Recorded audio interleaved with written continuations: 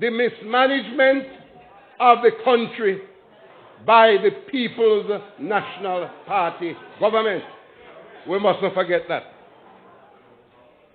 Just this week, the Minister of Finance called a press conference and is bragging about passing the first IMF test.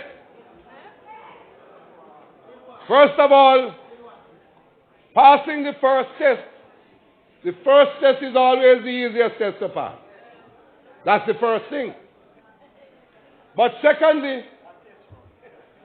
if my mother was alive, she would have said, you see me dying trial here. How come the government can be bragging that they passed the IMF test? But since they became government, in 6 consecutive quarters, every quarter, starting in March of 2012, ending in June of 2013, 6 consecutive quarters of no growth in the economy. Yet them brag said them pass IMF test. Since they have come to power, the unemployment rate has moved by almost 3 percentage points from over 13% under Labour Party government to over 16% under the People's National Party government. So, people can't get no work, but Peter Phillips a brag about him pass IMF test. Then, they say that to June, they are behind in expenditure. That means them say they save $5 billion in expenditure. That is to say, money they should have spent, but they have not spent it. Go ask the Jamaica Defense Force. They can't pay the bills to feed the soldiers. Go ask the prison services.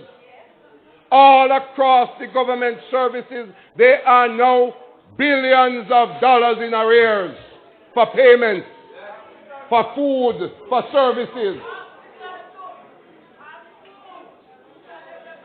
All across the public service, monies are owed under the GEEP program, under the Jamaica Development Infrastructure Program. They have not paid a lot of contractors.